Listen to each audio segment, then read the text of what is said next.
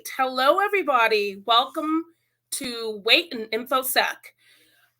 Today, we'll be discussing how we apply the science of human behavior to cybersecurity. My name is Juliet Okafor. People call me Jules. And for the next hour, I'm going to talk with you about some of the things that impact the human element within cybersecurity as a whole. And so it'd be interesting for in the chat. I'd love to hear where is everybody from, because I'm sitting in beautiful Dublin, Ohio. It's not known for much, but today the weather is quite balmy, it's sunny for this area. Where do we have people in from? Where are people checking in from? I see Greece. There's Croatia, which I've been dying to go to. Let's see. We've got morning from Canada and Belgium. We've got some far-flung people. Kentucky, yes, beautiful. I have been to Kentucky a few times. Good morning, Yvonne. Philly, I went to school in Philly. I'm a Temple alum, so I've spent some time there. Bahrain. Oh, wait, someone from Lewis Center, which is just up the road. I am so excited. We've got people from all over. All right. So because we're all represented here, I want to get started. So when I was asked to talk to you all today by SANS, I had to think back about sort of what my connection would be, how it is that I would actually lead this conversation. And what occurs to me is I am one of the few people who believe that cybersecurity people take cybersecurity way too seriously. And in fact, I believe cybersecurity is much more an art than it is a true science, in that it's creative and it has much room from people from all over to actually come to the table, bringing their unique experiences. And as we talk about the human element, I want to talk diversity, because think about where we're all coming in from, different places, backgrounds, languages. And so today we'll talk about how we apply that into the work that we do. My name is Jules Okafor. I am the CEO and founder of Revolution Cyber. I'm an attorney who studied marketing and has been in sales for over 20 years. I'm joined today by Dr. Stacy Thayer. You'll speak with Rich Green. But all in all, we'll have an interesting and lively conversation around the importance of the human element in cybersecurity. So I'm going to ask another quick question. How many of you have responsibility on the human side of security as a part of your day-to-day job? I'd love to hear that in the comments. How much are you all doing in your current role that is related to cybersecurity and the human people, users, relationships with other parts of the globe, people in other departments? Let me know in the comments if that's work that you do or work that you're interested in, because we can actually bring that into the forefront. And I'll tell you a little bit about, if you want to get involved, how to do just that.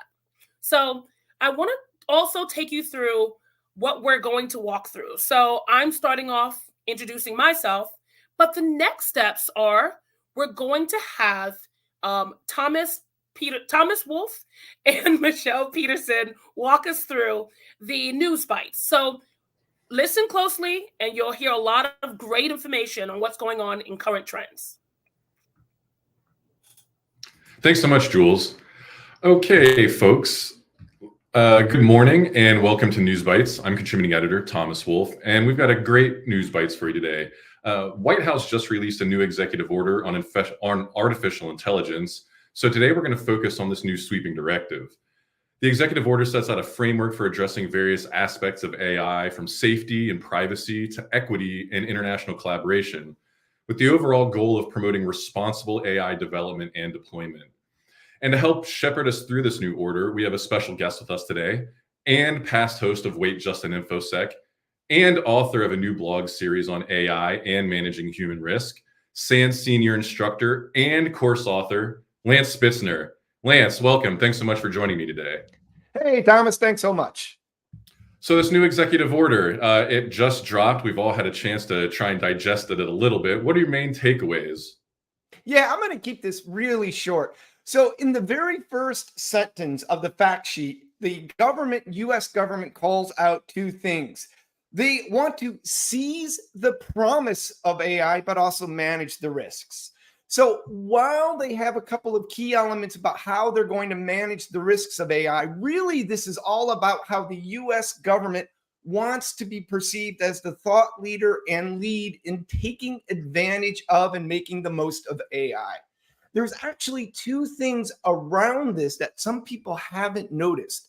First, the UK government is hosting an international summit this week about how the international community can approach AI. It's very interesting that the executive order dropped the day before this event. So the US government is trying to establish itself as the thought leader. The second is not only was the executive order released, but there's a new website called AI.gov. And it's all about enabling people to get jobs in AI, develop skills in AI, or enable people to immigrate from other countries into the United States with these skills. So at a very broad level, I'm not going to do a deep dive. What this is really all about is not about, oh, AI is evil, let's control it. It's all about, oh, AI can be very powerful. Let's enable it in a very safe manner, establishing the US as a lead. The other interesting thing is just how broad the executive order is and how many different departments it's tapping into. The State Department, Defense, all different types of departments and agencies to help. So long story short, look to the US government and many other governments doing something similar because everybody wants to embrace this and get ahead of it as opposed to falling behind. Very interesting. All right. Thanks so much for that. And just one question I am interested in, as far as the government's responsibilities in this, what are your thoughts around the NIST and DHS and DOE as far as developing standards and red team testing? Yep. Do you have any specific thoughts around that? No, well, first of all, that's precisely what they should consider, perhaps. Yep. Well, first of all, that's what the executive order calls out, is specifically NIST to develop those standards, the Department of Energy, how to apply this in the world of energy and things like that. So they're doing the right thing. They're calling out these different organizations, these different agencies and departments to take the lead, just as you said. And it's very, very hard, but they call out the right things. They're concerned about privacy, safety, bias. So they're addressing the right things. They don't have the answers yet. So this is all very new. But for example, NIST does already have the AI risk management framework. So they're looking at the right direction. They're calling the right people, but this is all so new. We don't have the specifics net. And to be honest, this is advancing so rapidly. Even if they do have specifics, it'll probably change. So from my perspective, they're doing the right thing. They're tapping the right departments and the right organizations. We'll just have to see what the answers are going to be. Awesome. Very useful information. Lance, thank you so much for your time. And folks, those are your news bites for the week. Don't forget that you can always find the most critical cybersecurity news bites by signing up for the News Bites newsletter. And you can find that at sans.org/newsbites. Thanks again, folks. I'm your host, Thomas Wolf. I hope to see you again next week. Back to you, Jules. Thank you so much, Thomas. So I'm back, and what we're going to discuss next is I'm going to have a wonderful conversation with Rich Green. It'll be moderated by him, along with Dr. Stacy Thayer. And as a group, we'll discuss some of the major conversations that are impacting cybersecurity. Hi, Rich. Hey, Stacy. Hello. Hello. Thank you for having me, Jules. Thank you. Yes. Thank you. Excited to be here. All right. I know me personally. I'd love for you all to introduce yourselves. I think the audience is very familiar with me at this point. I'd love to hear from you, Rich, and then we'll end with Dr. Thayer. No, absolutely. I just want to say I was super excited when I heard about the opportunity to come onto this particular session. I won't lie when somebody said, human behavior and cybersecurity, I want to run and hide because I'm definitely one of those people that's very technical, maybe too technical, as you said. But when given the opportunity to kind of hear the other side and see exactly how much I probably already do, I had to jump at the opportunity. I love that. Welcome. Thank you. And Dr. All right. Stacy. Hi. Yeah. I'm Dr. Stacy Thayer. I'm a cyberpsychologist. I teach at Norfolk State University's cyberpsychology program. And then I run a podcast called Cyberpsych through a company called Netography. And so I've been kind of bridging the gap between human behavior and the security industry for what feels like forever. I've spoken at Black Hat and RSA about burnout, about autism, all sorts of stuff from the behavioral side, less the technical side. But it's one of the things that I really love to do is dig into the human component of cybersecurity, because it's something that we deal with every single day, whether you realize it or not, that we're all humans. The end users are humans. The hackers are humans. Everybody's human. And so if we don't listen to that and understand those behaviors, then where does that leave cybersecurity itself? Definitely. And just for the audience's awareness, my company, Revolution Cyber, we've been around since about 2019. When I started the company and I would have these conversations about the fact that I thought security was fundamentally flawed, people would look at me like I was crazy. And they would assume, because I lacked the technical know-how, that I didn't know what I was talking about. Because there is a stage, and I'll find the video, but there's a stage where I was speaking to an audience of executives, and I said, one of the biggest benefits that security could provide to its employees is to develop the whole person, right? So developing the skill sets around burnout, how to handle stress, how to manage, balance various areas of your life between work and family. And all of these things actually are coming to a head now at the very same time. So we're seeing lots of people being laid off. We're seeing an industry that is coalescing. And then we're also seeing people making a decision to leave the industry because of just how much it requires to be here. And so that doesn't get lost on the way that we handle cybersecurity as an industry. What would you say are some other things we should think about as we're at, like, for a CISO, for instance? What are some things around people development and hiring, retention of people that they should think about in the cybersecurity space? Sure. Well, I always encourage people to look at the team that they have. I know there's a lot of times of security is understaffed. And so there's the team you want and the team that you want to have, either via numbers, via skill sets. And then to try and look at what their strengths and weaknesses are. So look at each one as an individual, with their strengths and their weaknesses and what they're going through, and to take what's kind of a holistic model of it, because people are getting burnt out. They are taking on these responsibilities. They are watching the clock 24/7 to try and figure out a industry that is moving so fast. So I can tell you from the cyber psychology research side, as soon as we try and say, okay, we're going to research something, there's some new technology, there's some new vulnerability. And so you're always trying to keep ahead. And so to work with the team and balance, because I think with CISOs, not only are they balancing working with teams, managing managers, they're also trying to communicate to senior levels, whether it be to a board, to a CEO. And sometimes you need to use those human connections to communicate very technical things that people don't understand, right? It's like anybody who's technical, I'm sure you've tried to explain the logistics of something and seen that glassy-eyed person and it just says, why can't I just have password 1234, right? Like, that's what I remember. And it's like, oh, dear, okay, no.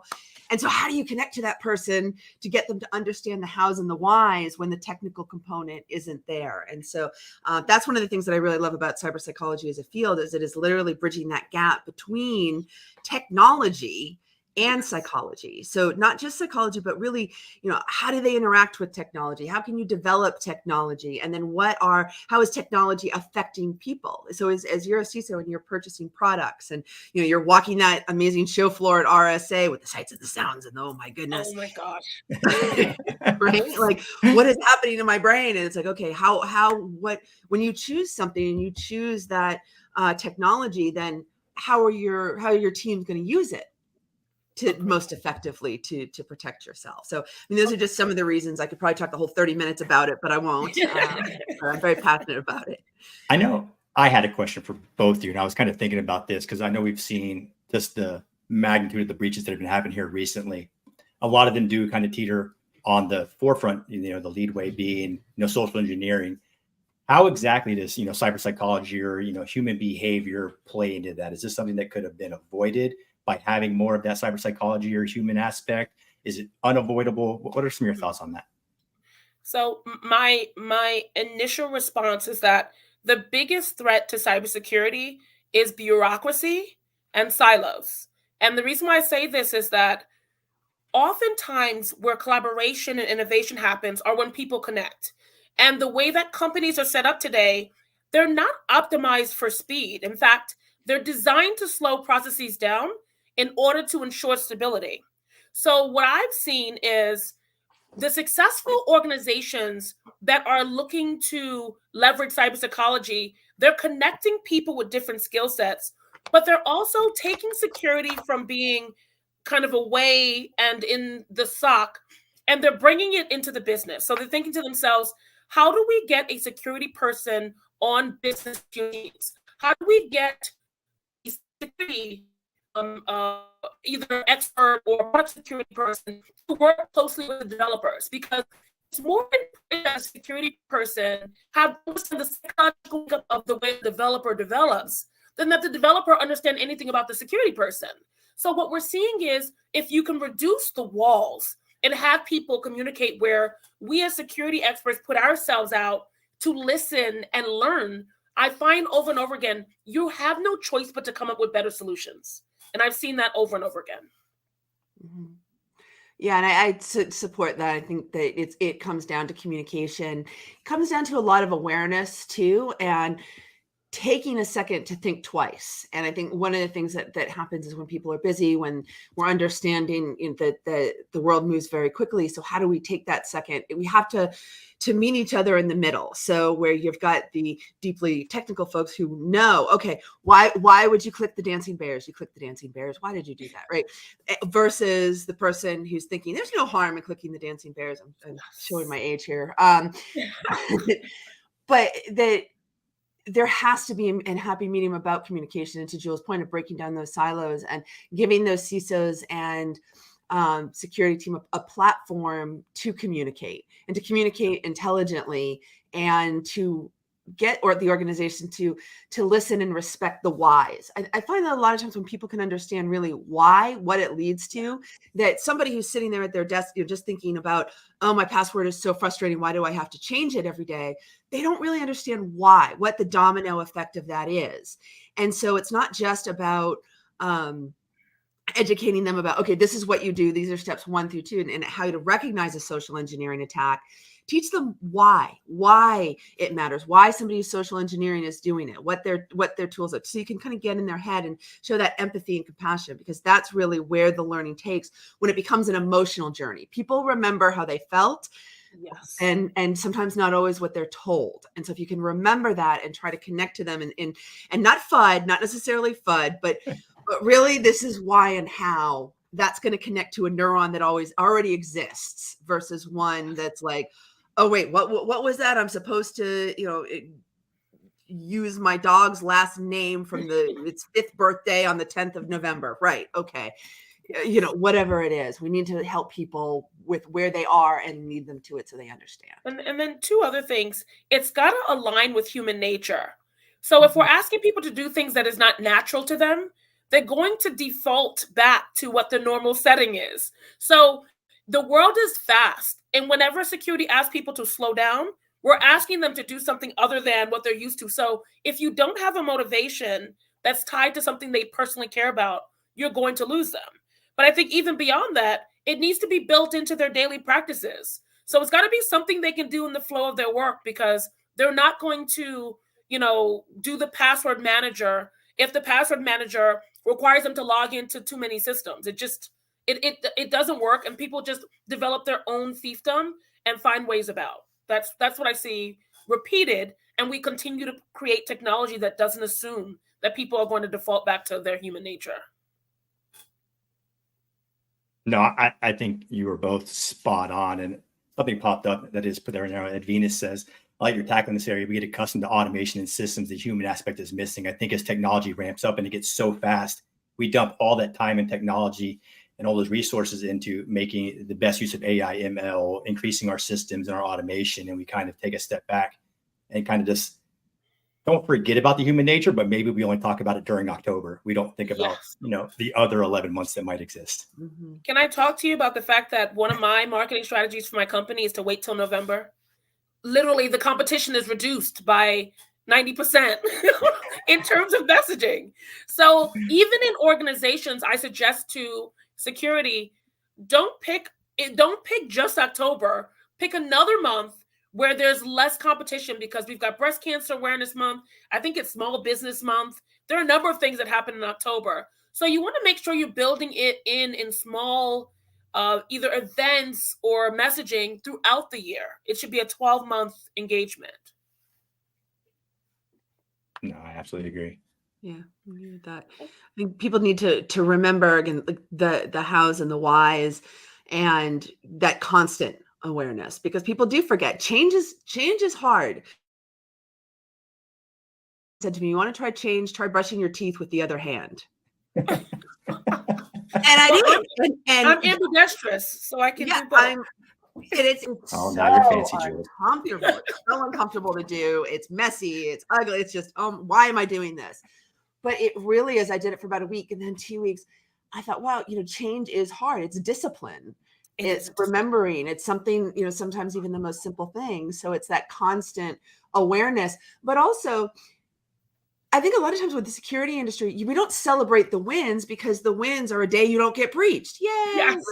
Like, actually celebrate that. Like, hey, this is we walked. I worked at a company where they would call a meeting, and then someone would walk around and see how many laptops were left unlocked. Right? Oh my gosh. Yeah, it wasn't pretty. I'm not going to lie.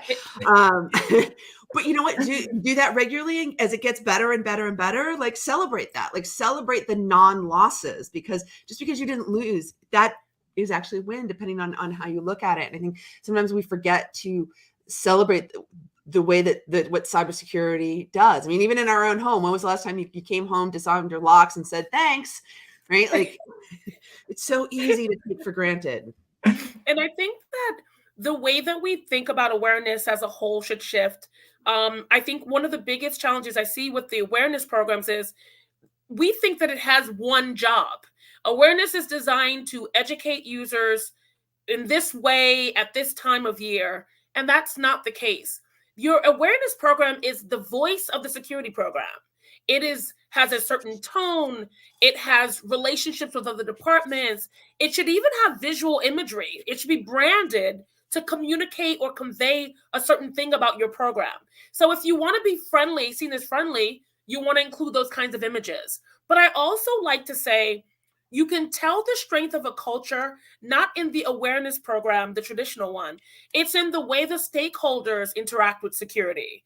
Because if we're finding that IT and security aren't working on bringing new technologies into the organization, legal and security don't work on incorporating new vendors and reviewing contracts, then you can see, no matter how general the awareness, the risks still grow, because people are still making decisions that are security decisions without considering security. So the idea is, how do we expand and decentralize awareness so that the organization actually takes awareness upon itself? And that's what it looks like. Champions. It looks like, regular conversations between the security leader and the board. And there are often communications about new threats, right? And so recently, none of us can ignore the conversations about AI, SEC, MGM, and Okta. And yet those are not traditionally part of an awareness program, because they would have to be, those are typically pre-built. You need to have really incidents to tell a story. And I think we need to be better about that, I think, long term. Jules, I can tell you right now, if Lance is still watching, he loved everything you just said, and he's probably cheering from his room right now on everything you literally just said about security awareness. Absolutely. He is huge on the programs. And really, everything you mentioned was spot on, and you really are right. It really comes down, your program needs to be, top down. It needs to be pulled in by everybody. They need to show it. They need to show that they care about it. And it just kind of trickles down through as everybody knows.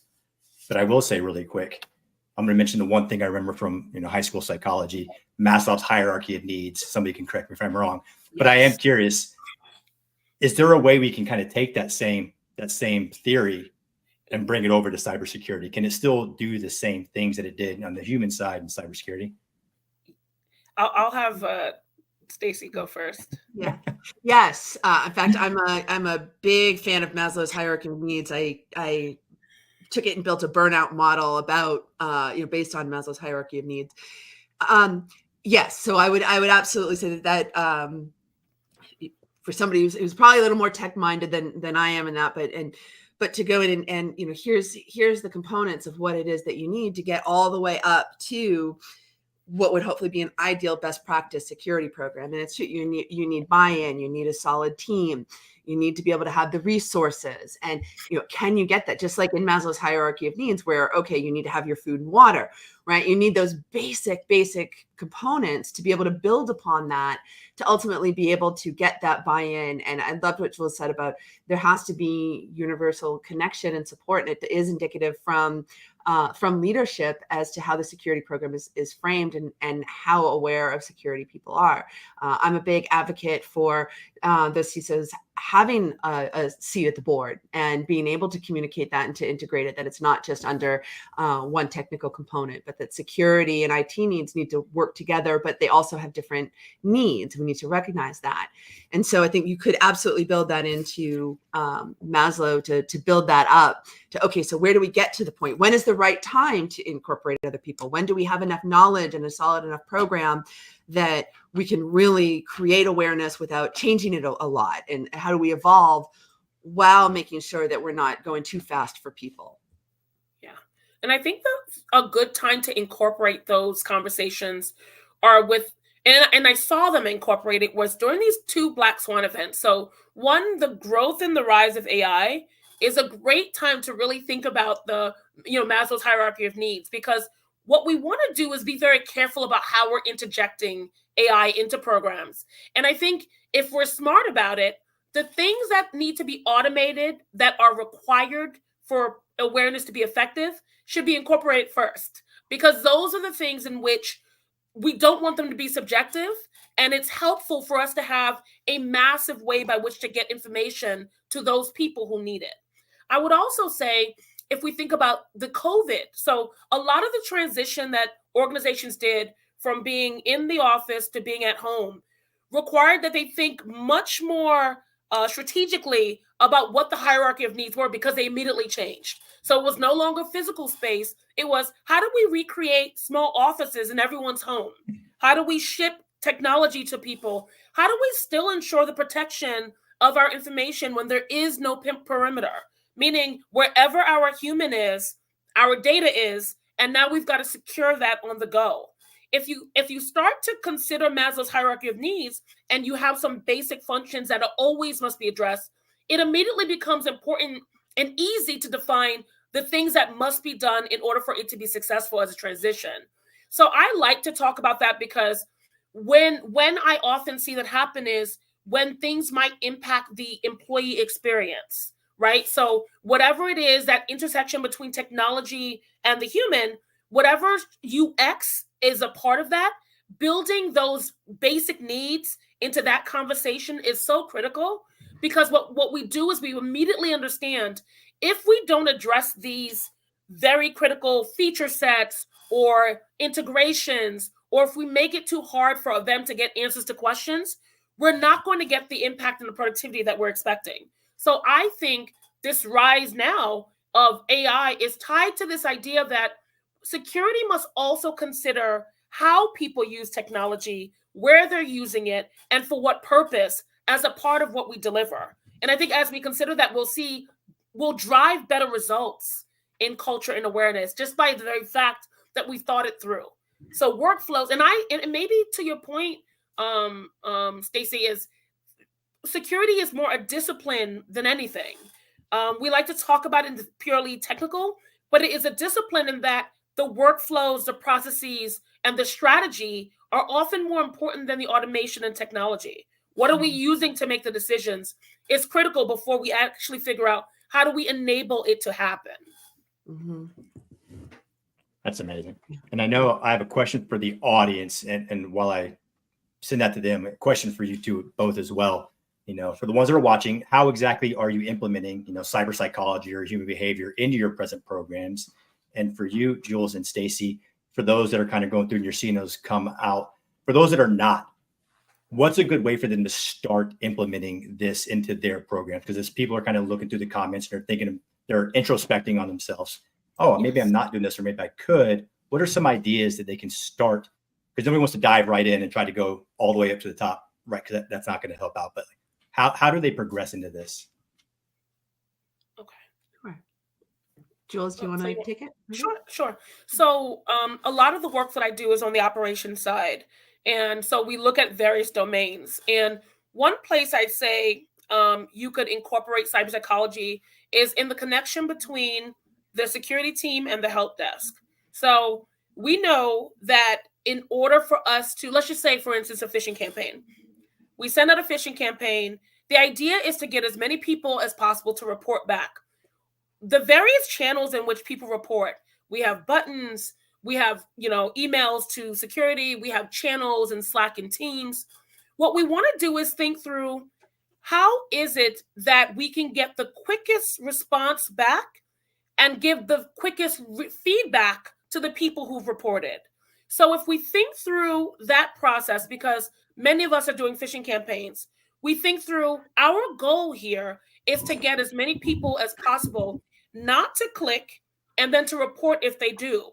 So what we want to do is, thinking through that goal, we want to work backwards and go, who are the kinds of people who are most likely to click, either through what we've seen in the past or just by the very nature of their job?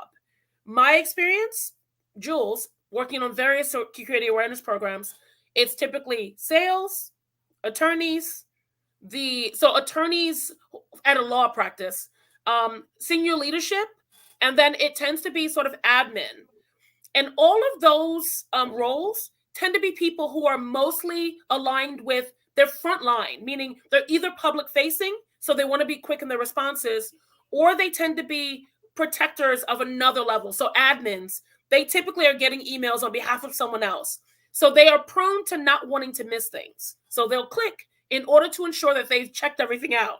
So the question is, with all the different groups in the organization, how do we ensure that each person in their role has a good understanding of what not to click, how to get information to the security team as soon as possible, how to report if necessary, and then how do we ensure that there's automatic feedback back? Thinking through just that one process, and you start to think group by group, you'll get a sense of how to do it across the organization. But I think phishing is easiest because we all have to do it. Many times regulatory requirement, but I think also you can tell security's strength by how over time you see the trends in reporting across the organization.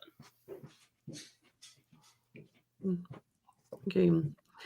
And I'm gonna take a little bit of a different direction, though. I agree with everything Joel said is amazing. I am one of those big fans, kind of put your own oxygen mask on first. And the fact is, we're looking at record-breaking 94% of CISOs are reporting high related stress and burnout. There's turnover in the security industry with teams and stress. And so I encourage people to take a step back for a second and start with themselves. Going to do a little bit of a mental inventory, and then, but also doing that with your teams, because if your teams aren't happy, if they're overwhelmed, that's where things are going to really start to break down. Right? Is that you've got your analyst, or you've got your SOC person who's looking for things, and then they're tired, or they might, if anybody who's been stressed out, that things start to drop, or you get to disconnect. And so I think if you can take a look at start thinking about, okay, what's going on in my team? What's going on with me? Where am I at? Okay. Yes, these are my stressors. These are my pain points. This is something that's extremely difficult. This is what I'm worried about, and kind of do that self inventory, then expanding that out to your team. And then it kind of spider webs out from there, because if you've got a team that's disconnected, that is tired, that is burnt out, if you personally are not functioning at least at some level of capacity, then when you go and you try to communicate that to other people, it may not come across as cleanly and efficiently as you want it to. So I always say to take that step back and even go almost like a prequel to building out your program is, okay, what are my resources? How are my resources doing? And maintaining that. So along with awareness of security programs and teams and all of the best practices that an organization absolutely needs to run, there's also best practices just from the human behavior side, which is checking in with your team that is doing a very, very high stress job, and checking in with yourself too, to keep on top of where you're at and what you need to do. Because, at the end of the day, every person you interact with has a pain point. And sometimes those pain points can be identified and fingers crossed, sometimes even solved or managed, but not always. But at least you can recognize them and go, okay. And if they have a pain point, how can you make their life easier? If this is somebody who is struggling with passwords or doesn't know how to identify a phishing attack. So what's that blockage? And so really kind of taking a second, starting with yourself, building that empathy, building that compassion, knowing the resources of your team, because your security program can be absolutely amazing, but there is always going to be an increase in problems if you have turnover in your security team, if you have a new CISO that then comes in and changes everything. So you want to take care of your team too, to make sure that you and your team are solid, in a good space, and ready and prepared to help support your organization. Yes. That's awesome.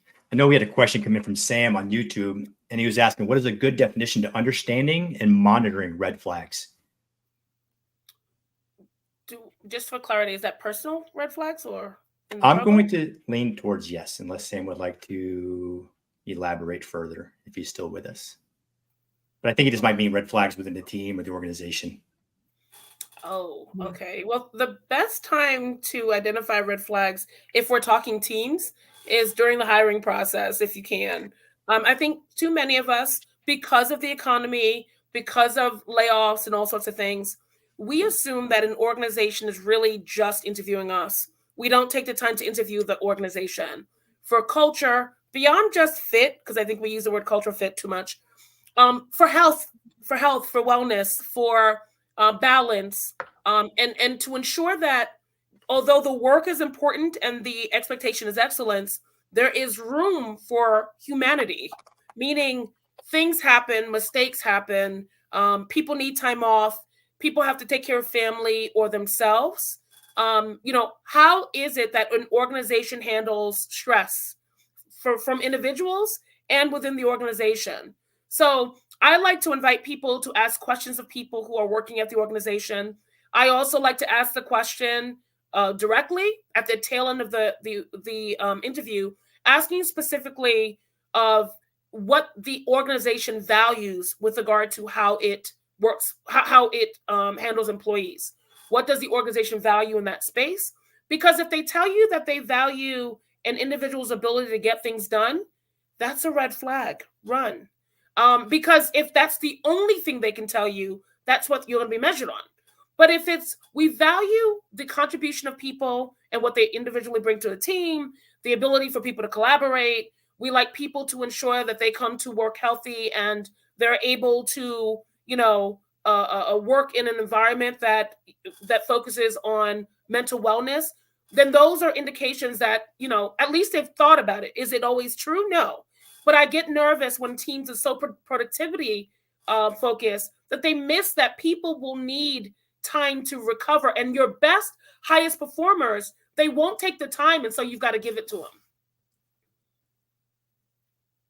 Yeah, I agree with that. I think it comes from the managers having awareness. One thing that I used to do when I would be managing people, just after our one-on-ones or towards the end, I would say, how are you doing? Head above water, underwater? Where are you at? And that answer would just tell me everything. A little underwater, like, okay, now I know. Now I might not, to be fair, be able to do anything about that. But we can have compassion. We can vent. We can share that we're all underwater. We're all feeling stress and have that community. And I think that to Jules' point, right, you're looking at what the organizational culture is. Now, sometimes someone in HR builds out the organizational culture, says, great, unlimited free time or unlimited PTO, have fun with that, yay. And then your manager's like, oh, that's really cute. Okay, anyway, right. And, it's like, okay, that means something. And one of the most amazing things that I ever had a boss, do for me was my child fell down the stairs. I told her, she goes, go home now. Like, Yes. you need to be with your kid right now. They're afraid. And I was like, right. I know that, but I don't know that because, I was in freaking out mode. Like, is she okay? And she's like, just be with her. And that awareness and that compassion from a manager meant so much to me that, there's reciprocity because when somebody gives you that allowance to be human, you give it back. And all the studies show that emotional intelligence, psychological safety, the feeling that you matter and that you have a voice and that you're a person, they all increase work productivity. Yes. So if you are able to empower your teams to be themselves, and this was one of the things that I thought was really great also about one of the things that was really great about COVID. I should never say that statement. However, one of the things that came from remote work was we are human. All of a sudden you went from I have 2 daughters. I'm lucky they haven't run in today. They're home from school, right? It happens and we roll with it. Pre-pandemic though, pre all this work from home, your kids were this perfect little picture that sat on your desk, right? Yes. We are human. We have things that happen. We need to support that in each other and allow for that to happen. I saw comments somebody made, organizations do need to see people as people. Yes. And that they do care. We like to think that they don't, but then train them to care. And that has to come from organizations, how to have compassionate management. And then you have to say it, and then your policies have to reflect. Because you can't say we really care about your life, but you must come into the office now immediately or you're fired. Those two don't go together. No, the managers, and there has to be a safe place. And if you're not the person who's comfortable, because not everybody is comfortable with the touchy feelies, emotional stuff. Not everybody is comfortable saying, how are you doing today? How's your family? All of that. That's fine. But is there somebody else on your team that could do that or that is that? Because I feel like somebody else is always in there. Somebody is usually the heart and soul of a team or an organization, and lean into that. And I had to recently make, and I guess the last statement, I had to make a decision as a leader, and I hire people all the time, that I wasn't best suited to comfort and still be the same one who said, we need to get this done. So what you need to do is have somebody who is that safe space for others so that you have the ability to keep moving forward. And I think we have to be willing to admit our own limitations. And that's one of the things as a CEO, life has taught me a few lessons. I don't want others to have to learn the way I learned them. But it's been amazing to on this journey, though. It's an amazing journey. Yeah. So, I love the conversation. I mean, if we have not addressed your questions, let us know in the comments. Happy to follow up. And all of us, I think they've shared our LinkedIn links. Please connect with us offline. But what I want to do next is, Rich and Stacy, thank you for your time. I'm going to transition us to talking more, and I'm hoping you guys are staying with us. I am moving on to Share the Mic and Cyber. So I have a personal connection to our next segment. Share the Mic and Cyber is close to my heart.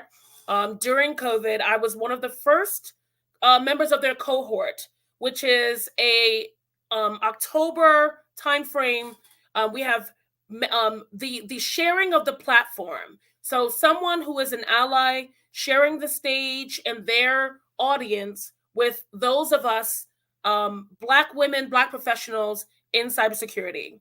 And the organization was started by Camille Gloucester, Lauren Zabarick, and a few other people. And as a part of that, in the month of August, we are actually giving some opportunity to members of Share the Mic and Cyber in order to talk through many of the initiatives that they have ongoing. I encourage anyone who is a Black professional to join the group. I've had an opportunity to meet a group of wonderful women. Many of them actually are part of a book that I'm releasing. So there is value in this organization. And so I want to transition over to Tanisha Martin and Rebecca Skeet to talk a little from Black Girls Hack to talk about Share the Mic and Cyber. Hey, how you doing? Doing pretty good. I love the title of this segment, Wait Just an Infosec. There's so many different ways you can say that. Wait just an Infosec. Or wait, just an InfoSec. Right? Well, hello. I know who you Hi. are. You want to tell everybody else? Absolutely. My name is Tanisha Martin. I am the executive director and founder of Black Girls Hack. And we have here. Yes, and my name is Rebecca Ski. People call me Beck. And I'm the COO of Black Girls Hack. Yay! Happy National Cybersecurity Awareness Month. Yay! Or more like secure. I don't know. However you want to do that. Or secure. I love that you have your incognito mode on. You know, always. It's like, you can't see me, John Cena style. Or maybe you can. Because my camera's on. Awesome. So what are we talking about? So, as you mentioned, it's the Cybersecurity Awareness Month, October. You know, a lot of content is out, whatever. CISA put out, CISA or CISA? Have you heard both ways? Both ways. Okay. I'm going to say CISA, because that has a little bit more oomph to it. So CISA put out, there are 4 easy ways to stay safe online, and they've identified a couple. I would think we should focus on one, which is recognize and report phishing. And the reason I think we should talk about that is because everybody has been phished. Whether they think they have or they haven't, there is at least one email from a Nigerian prince sitting in their junk mail that they might not have replied to, but they got it. So that's pretty prevalent. And, you know, if you go to any of these cybersecurity conferences or talks or whatever, business email compromise is still a big daggum deal. So, what say you on the things to look for, how to recognize? That's the first part of it. Recognize and report. For recognition, how do you recognize it? What are you looking for?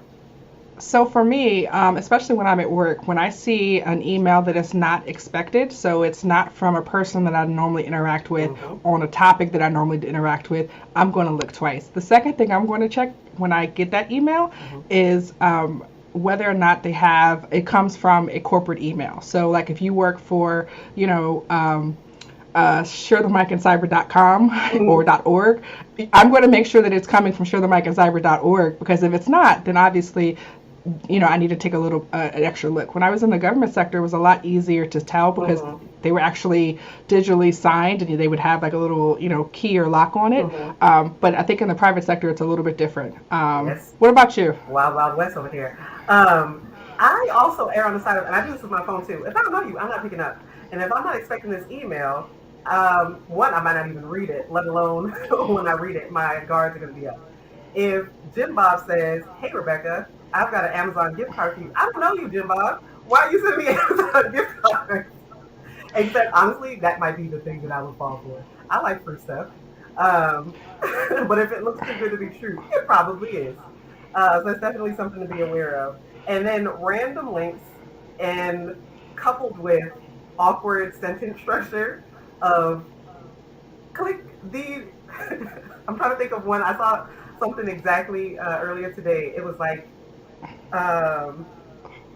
in the in the zone. Now it's so stupid that I can't even remember how to think it, and my mind keeps trying to correct it. But anyway, the point is, if it doesn't look right, it probably isn't. Absolutely. I think that when we're talking about phishing, there are so many different types of, like, whether SMS or whether it's email. Generally, we're talking about phishing like someone getting something in their email. I absolutely love, I'll tell a quick story. I was asking Beck one day because I was trying to get into an account, and Beck is the second person that's named on the account.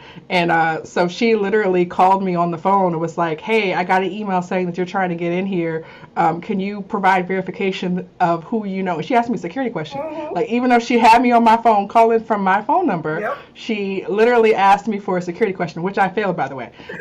Beside the point.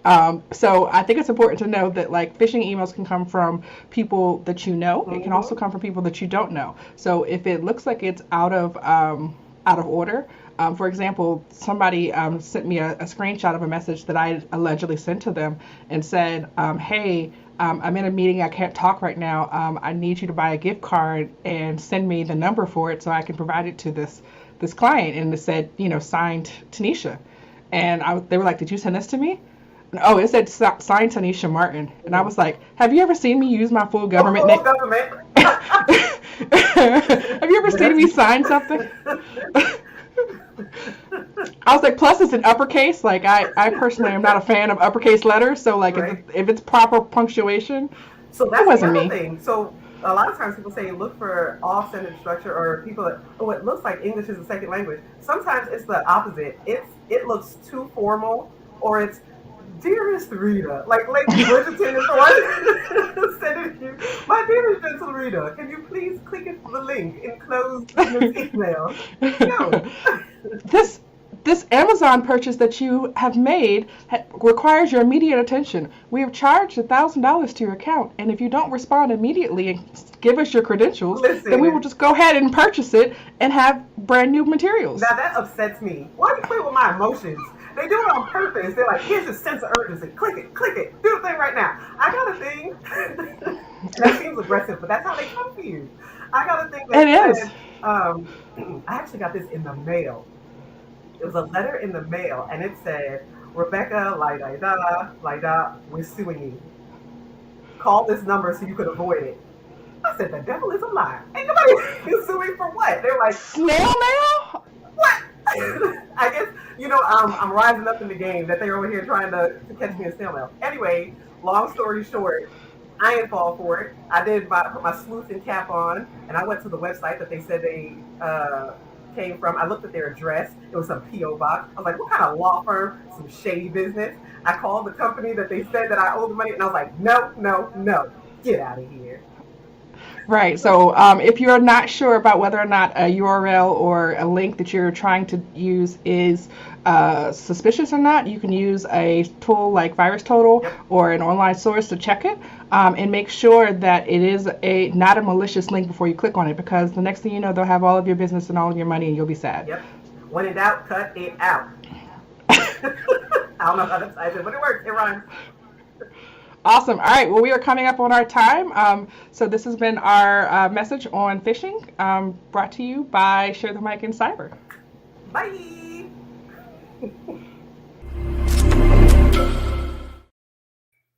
All right. Welcome back. Thank you so much to Tanisha and Rebecca from Black Girls Hack. As you know, every month, CISA does a great job, along with the National Cybersecurity Alliance, of putting out different messages that they want us to keep in mind. And phishing and social engineering has been top of mind for all of us. So the suggestions by Tanisha and Rebecca are great. You want to slow down, think about who it's coming from, carefully look at the to and the from sections. And then if you have a question, or let's just say it's within your organization and it's someone you can verify with, go into a different channel to verify that the email is coming from the person you expect to. And then if you're not sure, report it as best as you can. But what I always strive to recommend that people do is, we want cybersecurity to be a lifestyle. We want it to be something that you consider as a part of your everyday life. And the way that you walk around and make decisions about cybersecurity are also considered closely to the way that you protect yourself physically. So your laptop is important because it stores your information, you use it for work, but where you put it, how you keep it in your car, who has access to it, when people come over, is it open and available? Does it have a password assigned? Those are all things that I think we should be keeping in mind. I think the best thing that we can do is recognize that we are human beings and we make mistakes. What we want to do, and I think what we saw from Dr. Stacy Thayer and even Rich Green, we want to minimize the amount of things that we actually make worse based on our behavior. So like she said, we want to consistently put our own masks on first before we help others. So I like to talk a lot about modeling. We want to model the behavior we want others to see. If each of us commits to being better about the way that we walk and we talk, both online and in the real world, we'll start to see the net effect that other people will see, they'll notice, and they may also take those same steps. But I want to thank everybody for joining us today. Again, my name is Juliet Okafor. Please feel free to reach out to me on LinkedIn. But more importantly, what I want everyone to do is, connect with me at revolutioncyber.com. And what I am also really happy about this month is I'm part of 15 other women who've released a new book. It's called Securing Our Future, Embracing the Resilience and Brilliance of Black Women in Cybersecurity. I often don't walk into the world discussing my color. I would much more be better recognized for my ideas and how I contribute to a growing, thriving industry. But I think it's important for some of us who consider ourselves sometimes hidden figures to be placed on a platform and for our stories to be heard as a part of the ongoing discussions around cybersecurity. We are here, we exist, and the numbers of us are growing. But I also like to state that I could not be where I am without critical allies, wonderful friends, white males, white women, people of other races and genders, we all coming together to really take a risk and solve big problems, some of them that don't even exist yet. So as we're looking out into the future, where I am always asking people to think through is the future of cybersecurity is quintessentially human. And as a result, the way that we adapt and integrate our humanity into the way we deliver our services and do our work every day will definitely have an impact on the future generations of cybersecurity and on our children and their children. So again, thank you so much for joining us today. It was a wonderful time chatting with you, and we'll talk soon. Bye.